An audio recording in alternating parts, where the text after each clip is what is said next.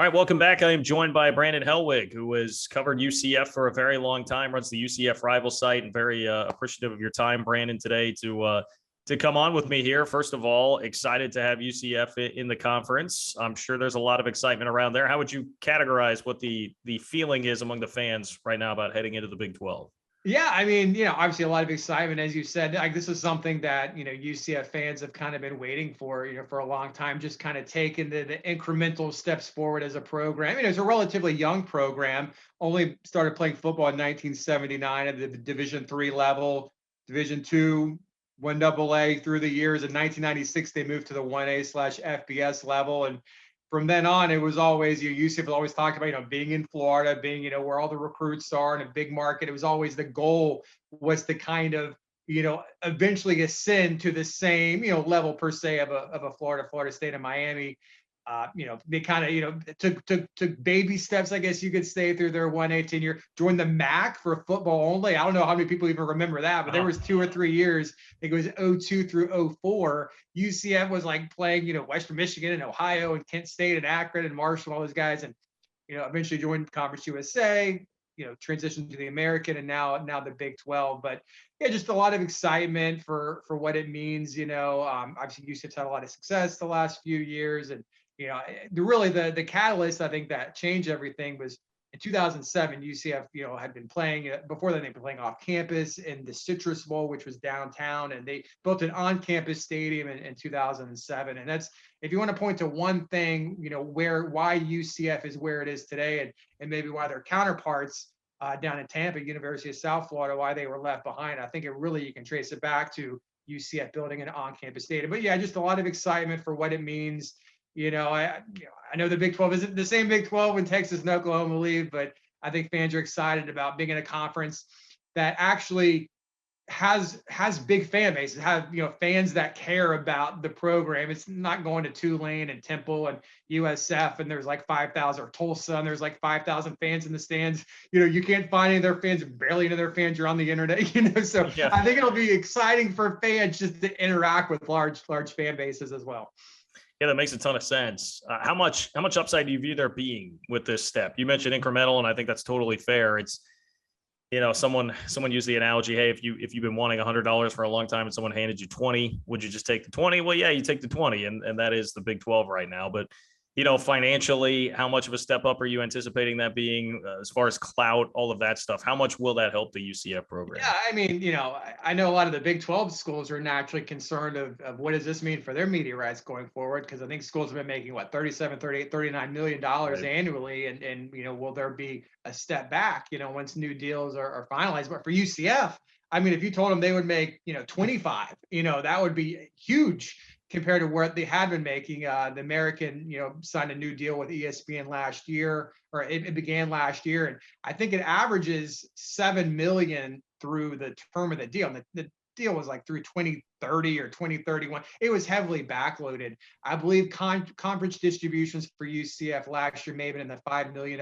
range. So, even if they were given a scenario where they were going to make $25 million, that's a huge step up for all these schools coming in. So I know they're obviously excited about that. And, we'll see what it ends up being. No one really can sit here and say, they know exactly what it's going to be when the deal comes up. But I know UCF people that, I guess I've, talked to, either Bowlesby or people in the Big 12 who seem to know, they seem to have gotten good feedback that it's going to be better than maybe what some of the initial reports were. Because remember when Bowlesby, I think it was a Texas hearing or whatever it was, he was they lost 50% of their value with Texas and Oklahoma leaving, and people were kind of concerned, oh, does that mean the new Big 12 deal is going to be like $15 million a year? But I think a lot of people close around the conference think it's going to be much better than that, whether it's 25 range or even more. And we'll see what ultimately a new playoff. I think everyone thinks it's going to expand. Maybe it's not going to expand now until 2026, but whatever that does, as long as the Big 12 is still captive, quote unquote Power 5 status, where maybe they get, part of the lion's share of that eventual playoff revenue, that, a lot of people think that, they'll still be making 30 million or more a year, which for UCF is a huge step up. Yeah. The thing that's always impressed me about UCF is just how committed everybody seems to be. I was even taken aback by the athletic director stepping up to the podium, just yelling and screaming, at the press conference. And immediately you have the information released about the, hey, donate $12 a month for the Big 12, that campaign that was going on and taking out a line of credit, like all this stuff very much impressed me with the commitment that's there for UCF to be a major player. From your perspective, like how much has all of that really helped the push that UCF has already made, and then where they're headed in the future? Well, it just someone who's kind of been around. I guess you could quote unquote, I haven't been around that long, but the early days for UCF in a lot of respects maybe goes back 20 years when you talk about joining the MAC and just kind of taking it. So just how much the program and the athletic department has grown in that time, with facilities and fan support and what have you. The athletic budget has grown.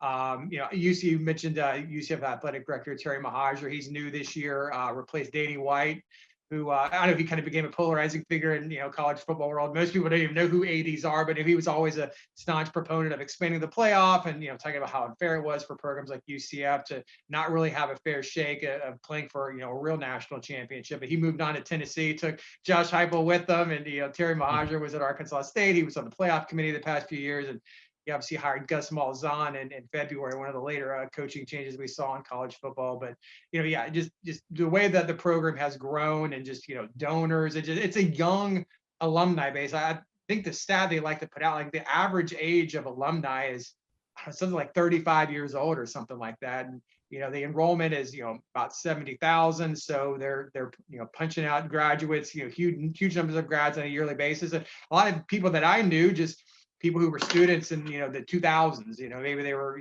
2007, they were maybe students when the new stadium opened up that year. A lot of those guys have now they've kind of settled into careers and jobs, and they have something called the Shareholder Society, which is kind of like an arm of the fundraising effort.